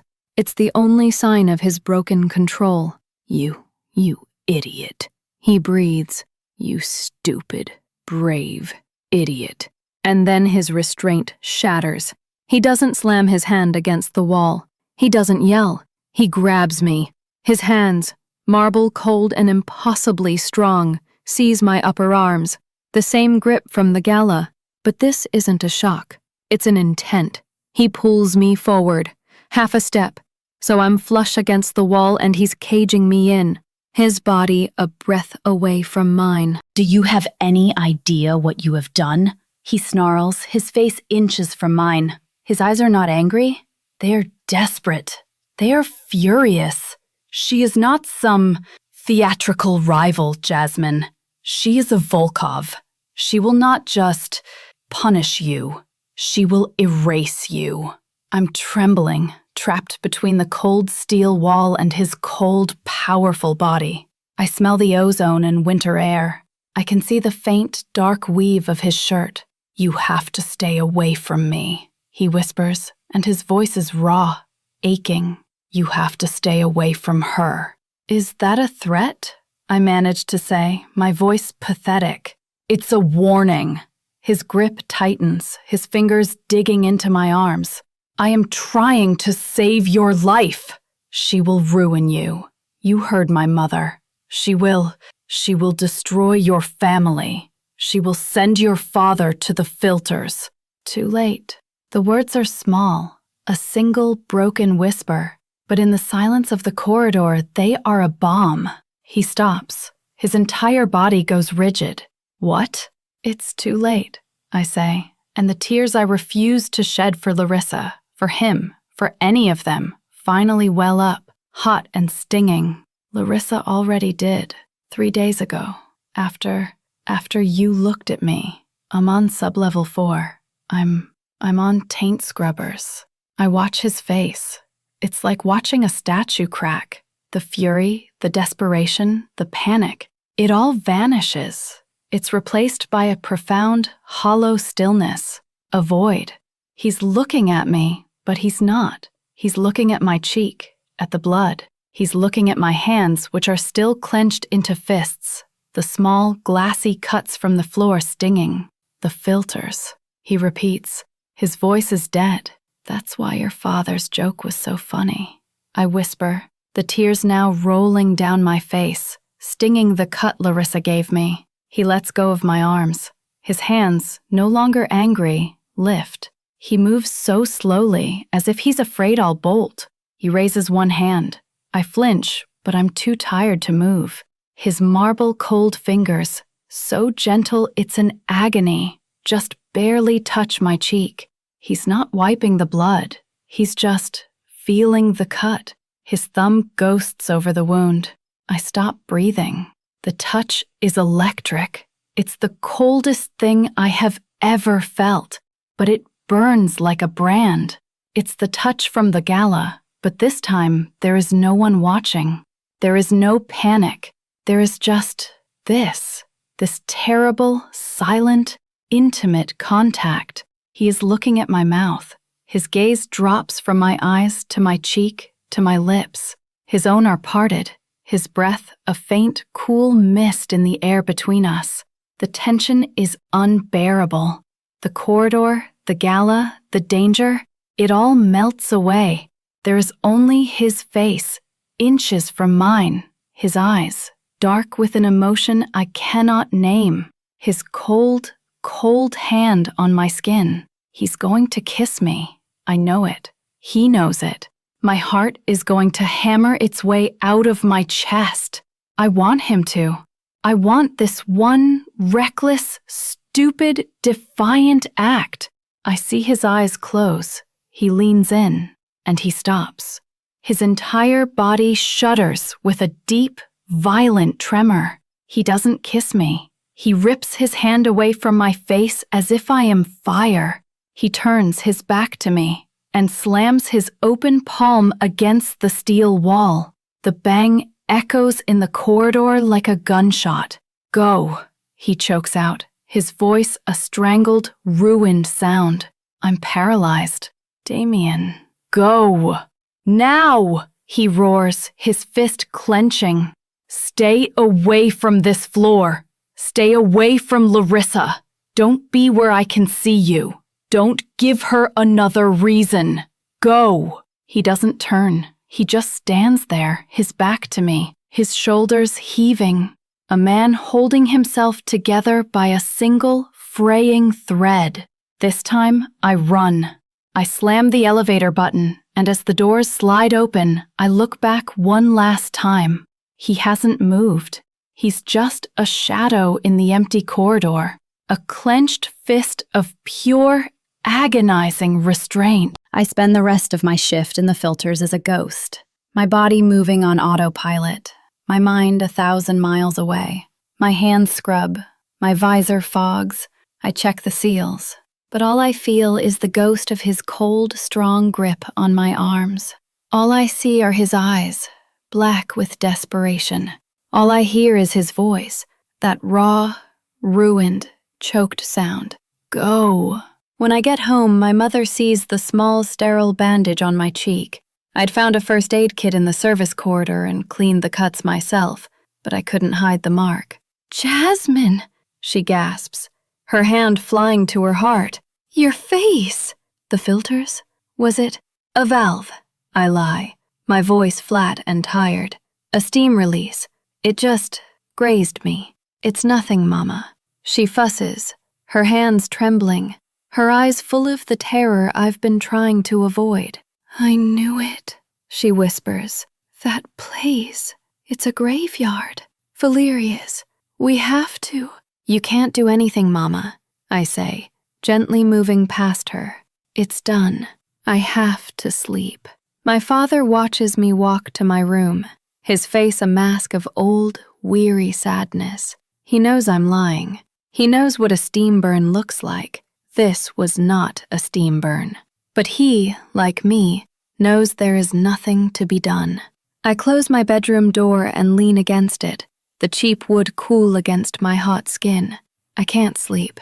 I am vibrating, wound so tight, I feel like I'm going to shatter. He told me to stay away, to save my life. He roared at me to go, and he was right. It was a warning. The only kindness he's allowed to show me is to be cruel. Every time he shoves me away, he's trying to protect me. But my heart, my stubborn, theatrical, stupid heart, it doesn't see a warning. It sees a man in a cage, rattling the bars, begging for someone to see him. He thinks I'm weak. He thinks Larissa can crush me. He thinks that lesser means I will just obey. A cold, familiar, defiant energy floods my veins. It's the same feeling I had when I told Larissa she was a coward. I look at the small, cluttered shelf above my bed. It's there. A small, worn, leather-bound book. It was my grandmother's. It's a collection of human-era poetry. Byron, Shelley, Keats, all the romantics. All the theatrical, messy, feeling humans that purebloods like Queen Seraphina despise. It's a book about passion and rebellion and hearts that are too big for the worlds they're in. It is the most lesser thing I own. It is the most me thing I own. It's a suicide note. And I know, with an aching, terrifying certainty, I have to give it to him. I have to show him that I am not afraid, that I see him, that I will not go. I wait 2 nights, 2 agonizing 48-hour cycles of scrubbing filters, my heart hammering with my secret plan. I need the timing to be perfect. On the 3rd night, I don't go down to the filters. I get in the infrastructure lift, my heart in my throat. My old gray uniform feels like a costume. The worn poetry book is a heavy, incriminating weight in my pocket. My hand is shaking as I press the button for the 88th floor. The lift doors open onto the service corridor, the steel hallway that's become the backdrop to my entire ruined life. It's silent. It's 1 a.m., the dead hour, after the meetings and before the pre-dawn rush. I am a ghost. I move down the hall, my soft-soled shoes making no sound. I don't have a badge for the main lounge, but I don't need one. I know this floor. I've cleaned it 100 times. His study. It's 2 doors down from the conference room. I stand in front of the door. It's dark, polished wood. It's not locked. Purebloods are arrogant. Who would dare? My hand, slick with sweat, closes around the handle. I turn it. I push. The door opens with a faint, expensive snick. The room is dark, lit only by the vast, diamond-sharp lights of the city beyond the floor-to-ceiling window. It's just like him. Minimalist, cold, perfect.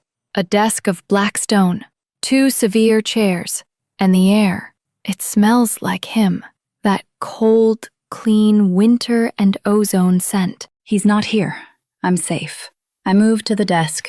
On its perfect, clean surface is a single, glowing data slate, a stack of printouts, aligned to the millimeter. I take the book from my pocket. My hands are trembling.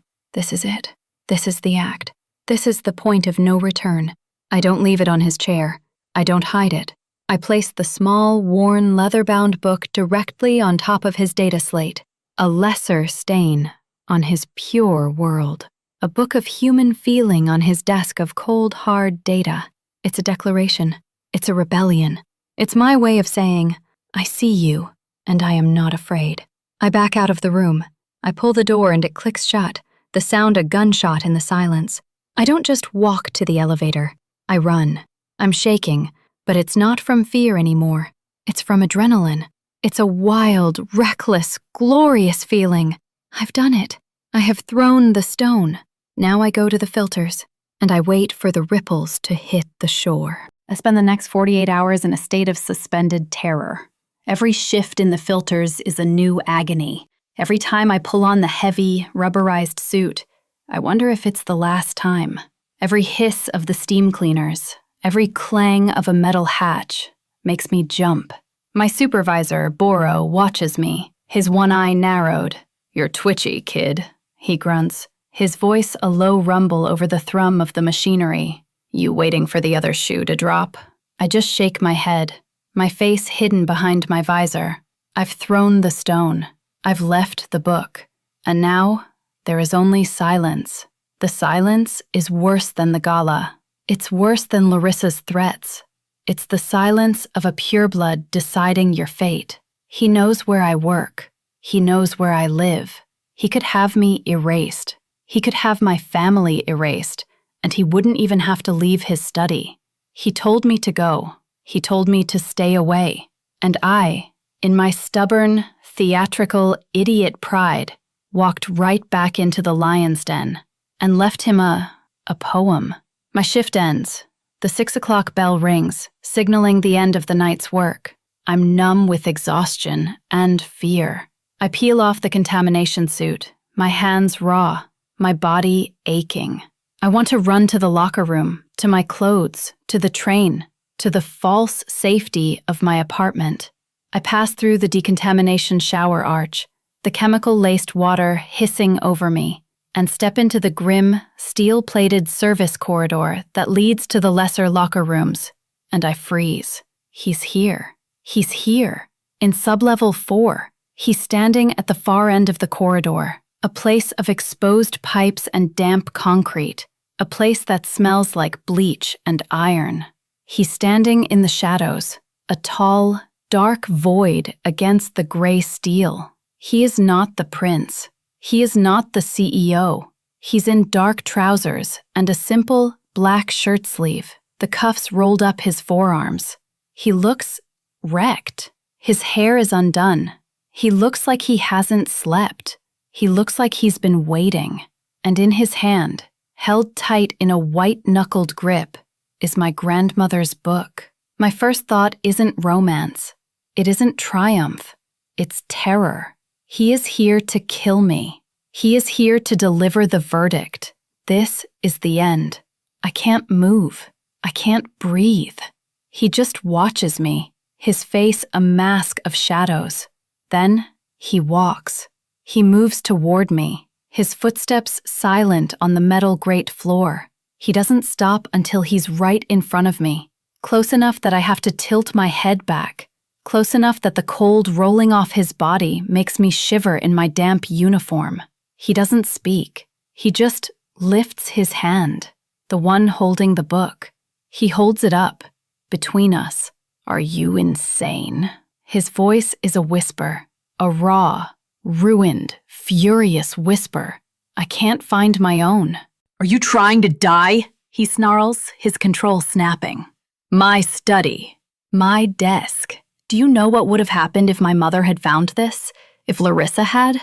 You would have been taken to a taint burner, your entire bloodline with you. You told me to stay away, I whisper, my voice trembling. I roared at you to stay away, he counters, his face twisting. I gave you a command. For your own safety. And you return like a fool. And you leave me this. He shakes the book. Keats, Shelley. Are you mocking me? Is this a joke? Is your life a joke to you? It's not a joke. I find my voice and it's shaking with the same reckless rage I felt with Larissa. You think I'm weak. You think because I'm a lesser, I'm just a thing you can shove to the ground and I'll stay there. I shoved you to save you, he roars, the sound echoing in the grim corridor. You shoved me because you're a coward. I shove him, my hands hitting his chest. It's like shoving a marble wall. It doesn't move him an inch, but the shock of my defiance makes him suck in a breath. You're a prisoner, Damien. You said it yourself. You're in a cage and you're too afraid to even rattle the bars. I'm not afraid. You're not afraid? He hisses, and in one lightning-fast movement, he drops the book. It clatters to the metal floor. He grabs me. His hands are on my jaw, his grip like a vice, forcing my head up. His other hand slams flat against the steel wall by my ear. He's caging me, just as he did in the hallway. But this is different. His restraint is gone. You're not afraid? He breathes, his marble-cold face inches from mine. His eyes are black, desperate and burning. You're not afraid of this? You, with your warm blood and your your messy feelings and your suicidal poetry? You should be terrified of me, Jasmine.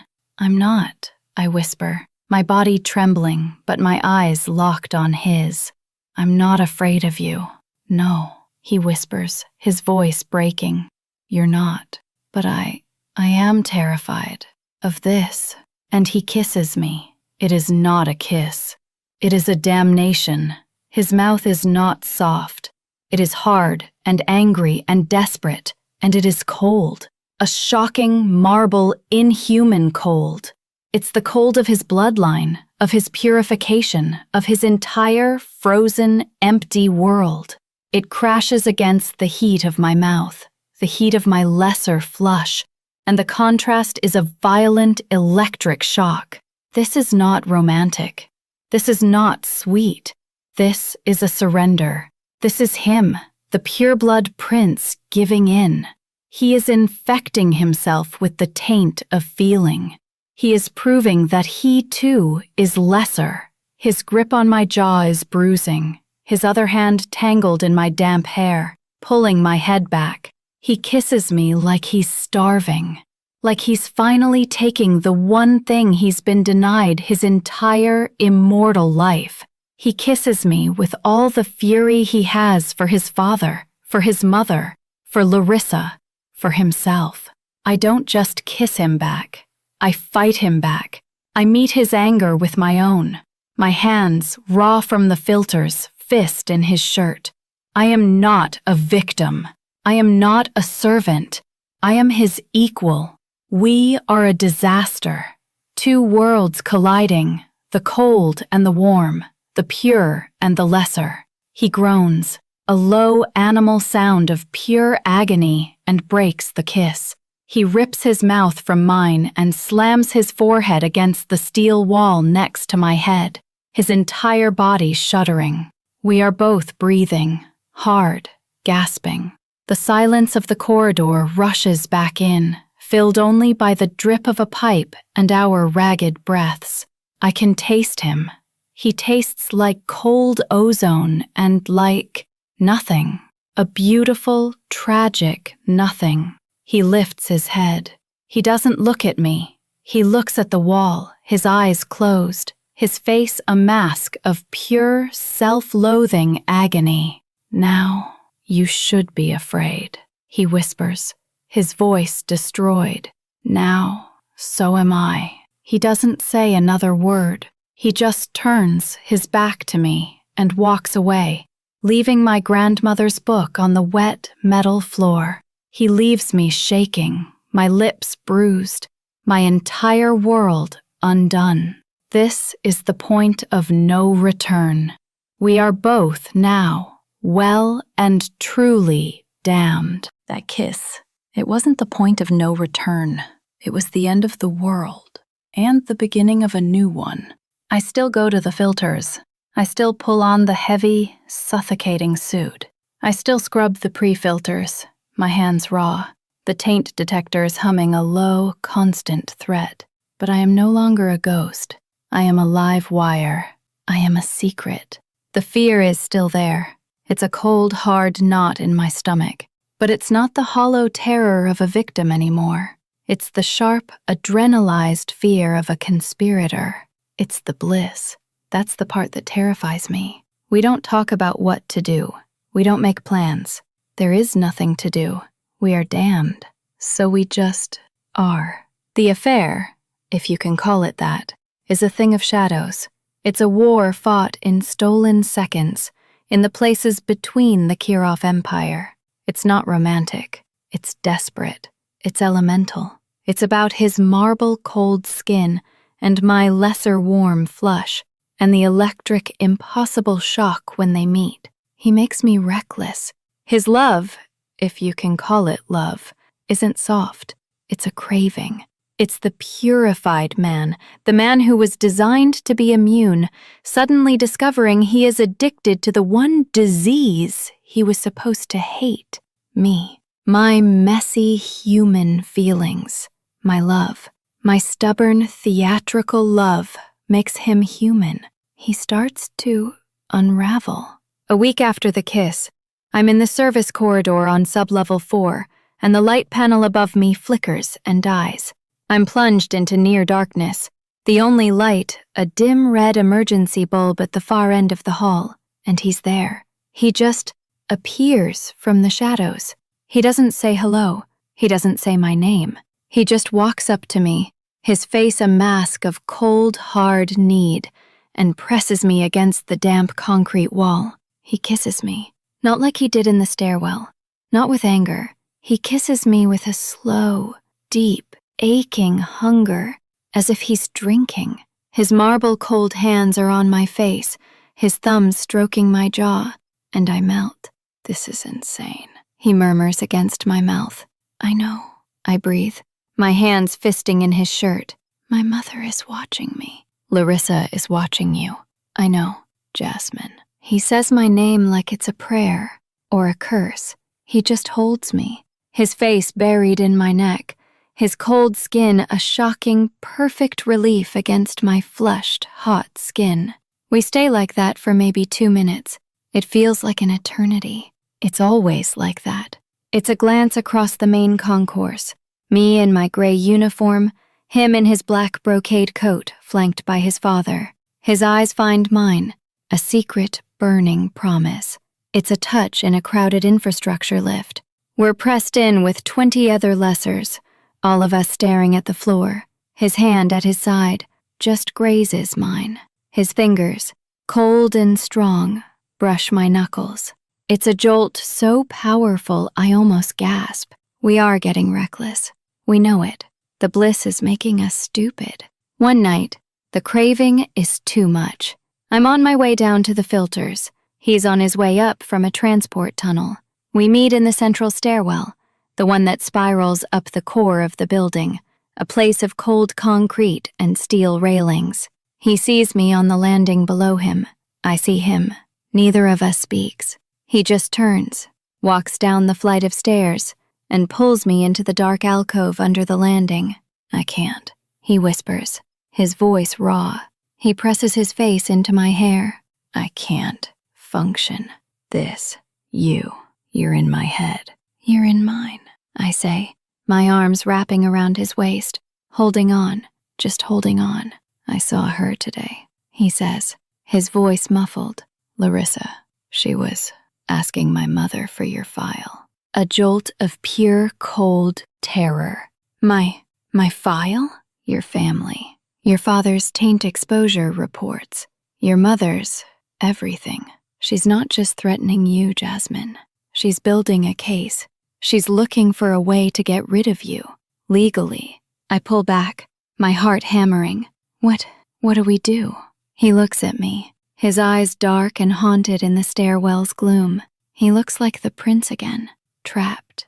You have to go, he says, his voice hollow. I can have you transferred. A different city, a new identity, far from here, far from her. Go? I whisper. You mean run? I mean live, he says, his grip tightening. If you are not here, she has no one to punish. I can handle them, but not if you're here. No! My stubbornness, my pride, it flares. No, I am not running. I'm not leaving my family. Jasmine, you don't understand what I don't care. I insist, my voice rising. I'm not afraid of her. I'm not afraid. I'm here, with you. He stares at me, his face a war of anguish and something else, awe. You, he whispers, are going to be the death of us both. And he kisses me. He kisses me. A hard, desperate, grateful kiss that seals our fate. I love you, he whispers against my lips, and the words are a confession, a conviction. God help me. I love you. I love you. I breathe. We break apart at the sound of a heavy door slamming far below. We listen. Silence. We are safe. He touches my cheek, his cold thumb stroking the faint, healing scar Larissa left. Go, he says, his voice full of a new, pained authority. Go to the filters. Be safe. I will think of something. He turns and walks up the stairs. I watch him go, I turn and walk down the stairs, my heart so full of terror and bliss and love. I feel like I'm going to burst. We are safe. He loves me. We are so stupid. We don't look up. We never look up. If we had, we would have seen the landing above us. We would have seen the figure standing in the deepest part of the shadows, pressed against the concrete wall. She is invisible. She is one of Queen Seraphina's personal assistants, a quiet, plain woman whose face no one ever remembers. She is holding her data slate, angled down through the steel grate landing. The screen is dark, but the small red recording light is on. She has it. Not just a glimpse, not just a touch. She has a grainy, damning video.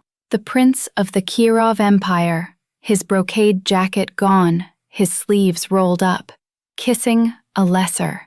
She has him whispering, "I love you." She heard everything. The assistant's face is calm. She watches me descend, and she watches him ascend. When they are both gone, she taps her screen. The red light goes out. She doesn't smile. She doesn't look triumphant. She just turns, her rubber-soled shoes making no sound, and walks toward the private elevator that leads to the Queen's penthouse. I am asleep. It's the middle of the day, our night. The sun is high. The old, inefficient UV filters on my small bedroom window turn the light into a dusty, gray, artificial twilight. I'm in my bed, buried under a thin blanket, seeking a few hours of dead, dreamless rest before I have to face the filters again. A knock. It's not at my bedroom door. It's the front door of the apartment. I'm instantly awake. My heart kicks, a heavy, frightened thump. We don't have guests. Ever. Our neighbors are infrastructure like us. We all sleep at this hour. A knock during the day sleep only ever means one thing: compliance. A building inspection. A status review. I hear my mother's soft, shuffling footsteps in the living room. She must have been too worried to sleep. I hear the metallic click of the deadbolt sliding back. I hear a voice. A woman's. Not my mother's. It's quiet. I can't make out the words. And then I hear my mother's voice, and the sound of it drains the blood from my face. It's a high, thin, reedy sound, like a mouse being strangled. Jasmine? Luby Maya? You have a guest. My blood turns to ice. I slide out of bed. I don't bother with a robe. I'm in a worn-out t-shirt and sleep shorts. I walk out of my room. The world stops. My mother, Mira, is standing frozen by our tiny kitchen counter. Her hands pressed so hard against her mouth her knuckles are white. She is pale as porcelain, her eyes wide with a terror I have never seen.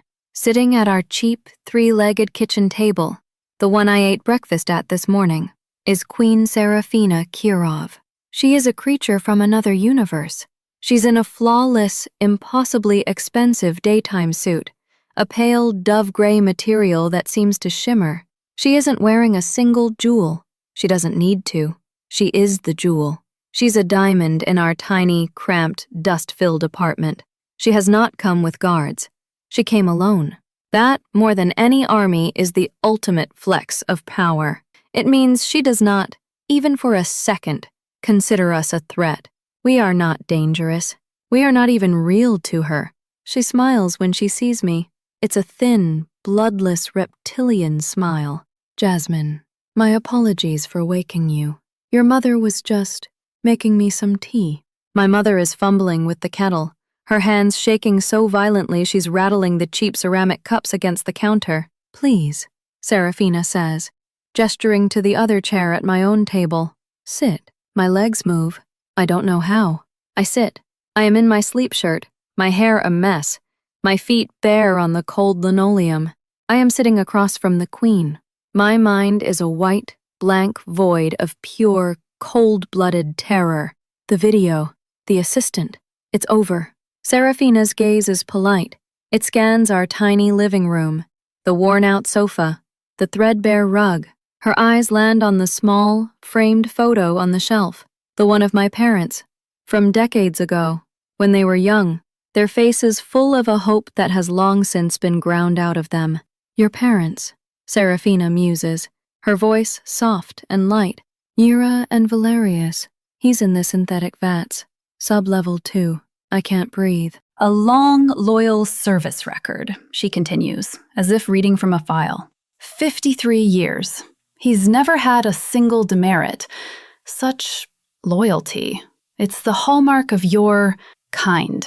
So beautifully, predictably loyal. My mother makes a small, whimpering sound and sets the teacup on the table. Her hand is shaking so hard, tea splashes into the saucer. Serafina ignores it. She doesn't drink. "My son, however," she says, her voice still light, "has forgotten his." She turns her head, her dead, marble-pale eyes, the same color as Damien's but with none of the fire, lock onto mine. "He is theatrical," she says, spitting the word like a slur. "He has this lesser streak, a romantic, human-like weakness. He gets it from his grandsire. It's a flaw in the bloodline we have tried for centuries to breed out." Her cold, pale hand moves to the expensive leather satchel at her side. She slides a data slate across the table. She doesn't play the video. She doesn't need to. She taps the screen. A single, grainy, still image appears. It's from above, from the stairwell. Damien. His face is buried in my neck, his hands gripping me, my arms wrapped around his waist. It is a moment of pure, raw, forbidden intimacy. My world, the one I thought had ended in the stairwell, ends again. "It is a sickness," Serafina says, pulling the slate back and blanking the screen. "A fever, and it must be cured. You, of course, are just the symptom, but you are the one I must treat." What do you want?" I whisper. My voice is a dry, dead rasp.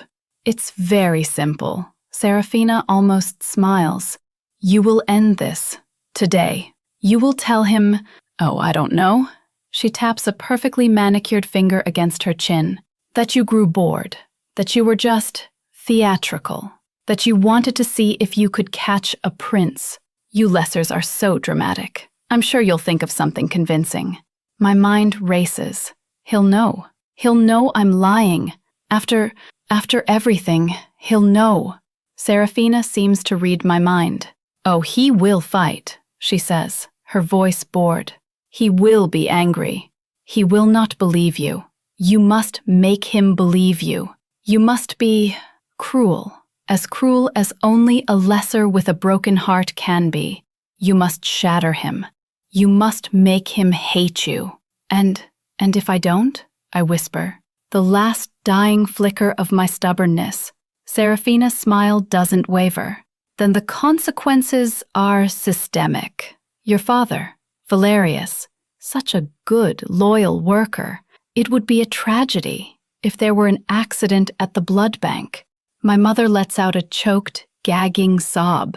She knows what that means. "A taint filter malfunction, perhaps," Serafina muses, staring at the photo of my father. "A mainline breach. He's not suited for that work. He's not fast, like your generation. He would be exposed, contaminated, a slow, agonizing, mad death. So avoidable." "No," I breathe. "Please." "And your mother?" Serafina's gaze shifts to Mira, who is now openly weeping, her body collapsing against the counter. Such a fragile, loyal thing. She would be devastated. She would break. And we have places for those who break.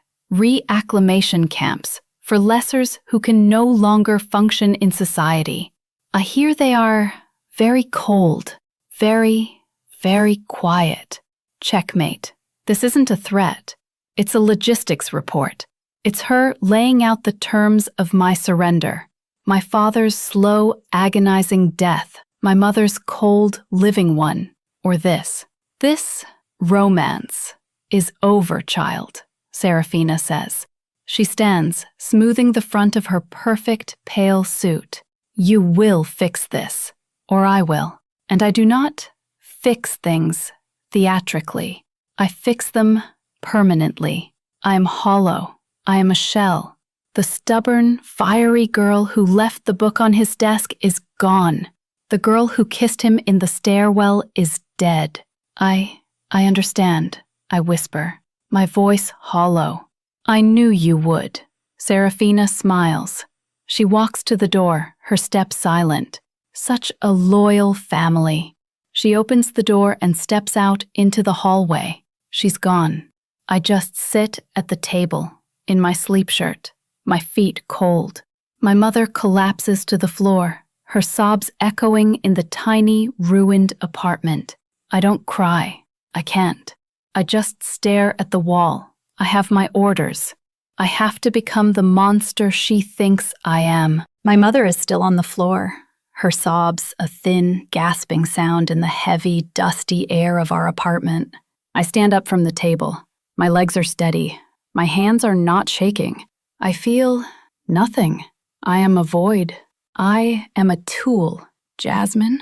My mother whispers, looking up at me, her face a ruin of tears and terror. Lyubimaya, what are you doing? I have to go to work, Mama, I say. My voice is flat, dead. No, Jasmine, you can't. She'll do nothing, I say. Not if I do what I'm told. I walk into my room. I don't put on my infrastructure uniform. I don't put on my filter suit. I put on the nicest, real clothes I own. A simple, dark gray dress, the one I wear when we have to go to a status review meeting. It's clean. It's severe. I am not a victim going to her execution. I am a soldier going to a surrender. I walk out the door. I don't look back at my mother. I can't. I take the N line, surrounded by the sleeping city. I take the infrastructure lift, my heart a cold, dead stone in my chest. I badge onto the 88th floor. The service corridor is silent. I don't go to the pantry. I walk into the main lounge. The sun is setting, and the massive room is bathed in the deep, blood-red light of the dying day. I walk to his study. The door is open. He's there. He's standing by the window, in his shirt sleeves, looking out at the city. He hears me. He turns. His face, for one perfect, agonizing second, his face transforms. The cold mask is gone. His eyes light up with a raw, desperate joy, a hope. He sees me, and in his mind, I am the rebellion. I am the love. Jasmine, he breathes, his voice full of a relief so profound it makes my knees weak. I was so... He takes a step toward me, his hands out, ready to pull me in, and I put my own hand up. Stop. The word is cold. It's flat. It's not my voice. He freezes. The light in his eyes flickers, confused. Jasmine? What's wrong? Did something happen? I can't do this anymore, I say. I look not at his eyes, but at the dark jewel at his throat. I can't look at his eyes. What? Do this? He's confused. He thinks I'm scared. I know. I told you. I'm working on it. I have a plan. I can get you out. I can protect you. My mother, did she? This has nothing to do with your mother. I lie. Then what? He takes another step. Jasmine, talk to me. That night, in the stairwell, I meant it. I love. Don't, I snap.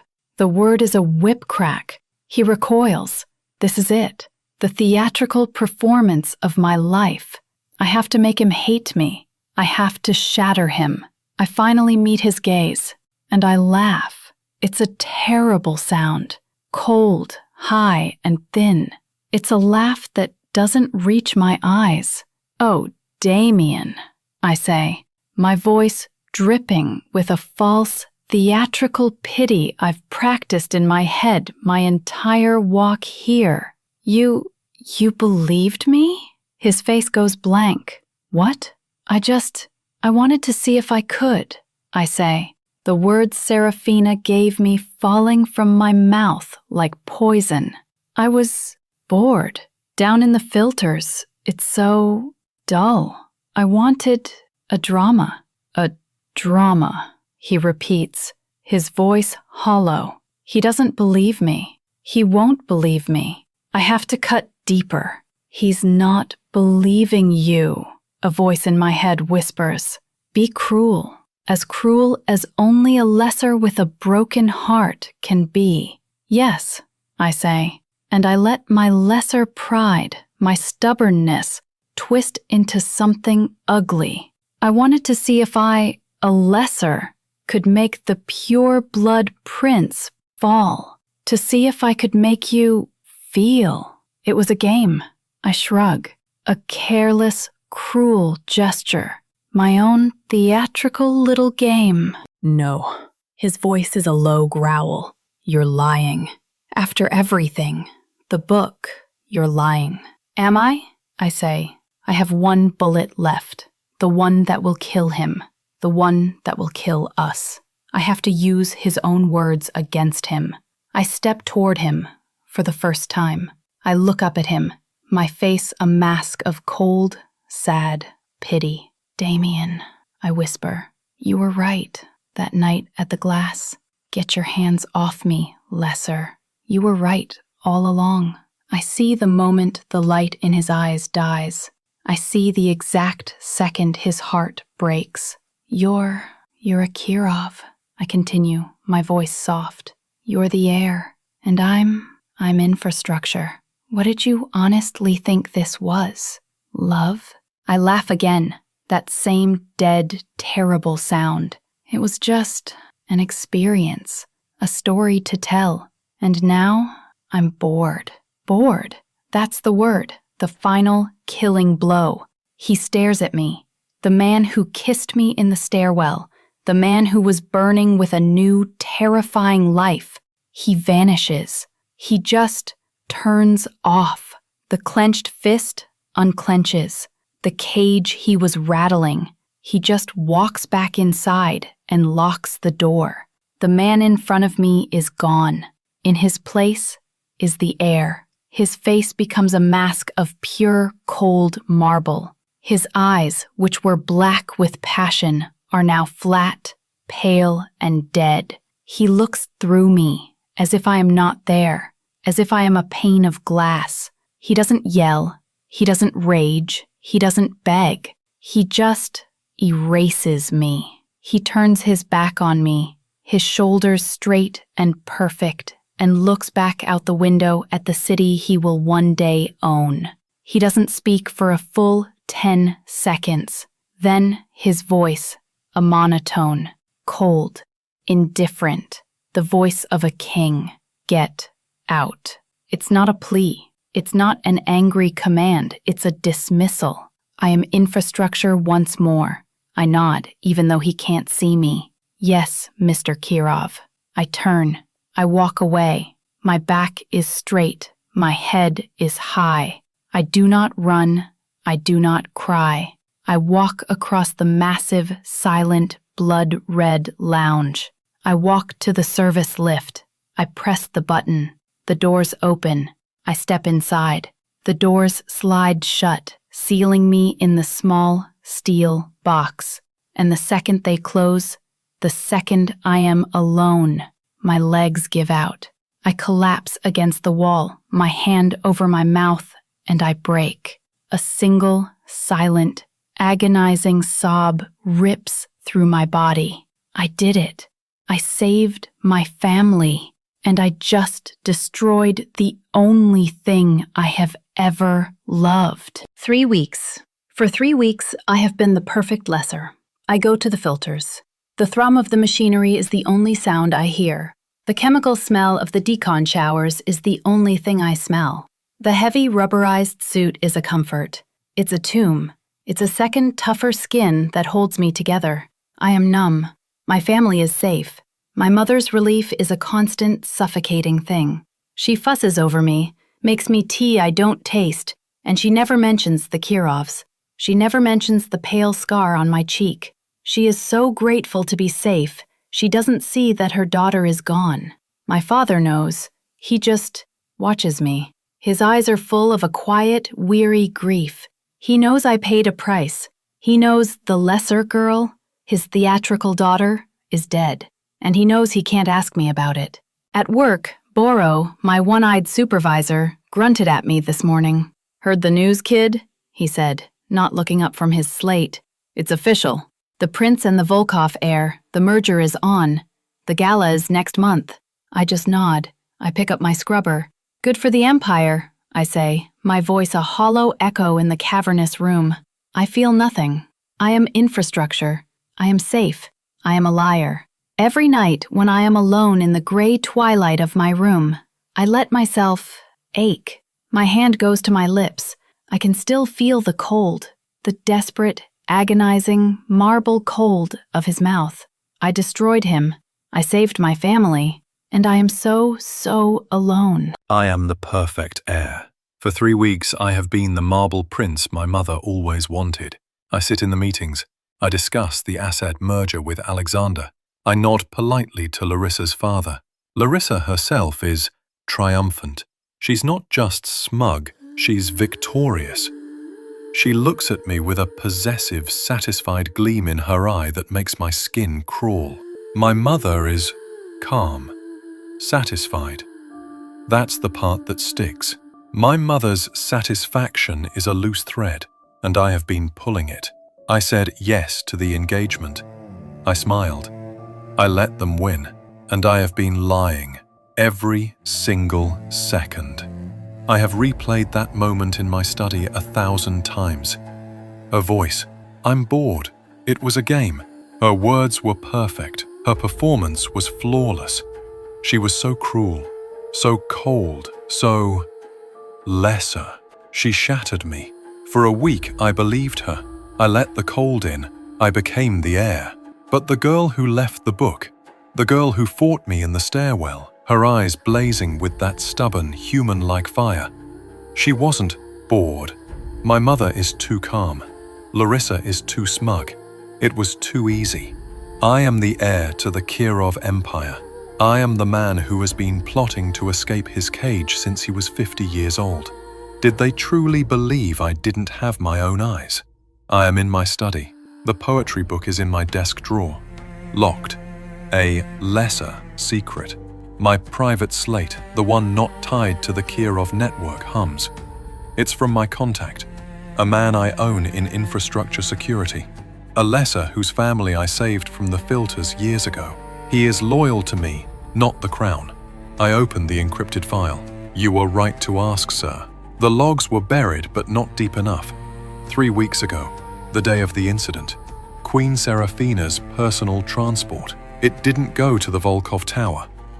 It logged a 45-minute stop. Lesser Quarter, Sector 7. An attachment, an address. Jasmine's apartment. The slate slips from my hand. It clatters onto the stone desk. My mother. She didn't just threaten her. She didn't send an assistant. She went to her home. She sat in her kitchen. She went where her family was. She put the gun to her parents' heads. I'm bored. It was a game. You must make him hate you. The girl who left the book didn't get bored. She was shattered. She was given an impossible choice. She was ordered to break my heart or watch her family be destroyed. And I was the hammer. I was the cold, cruel, privileged fool who believed her. My dismissal, my get out, was the final twisting blade. I open the desk drawer. I take out the book, my grandmother's poetry. I trace the worn leather cover, the one her lesser hands touched. The anger I've been swallowing for 3 weeks, the cold, dead nothing I've forced myself to become. It begins to burn. It's a new fire. It's not the hot, reckless, lesser rage from the stairwell. It's a cold, pure blood fire. It's the fire of a Kirov. It's the fire of a king. My mother wanted a perfect, cold heir to secure her legacy. She just created a weapon. Larissa thinks she won her prince. My father thinks he won his merger. My mother thinks she won her war. They are all wrong. The romance is over. The fight has just begun.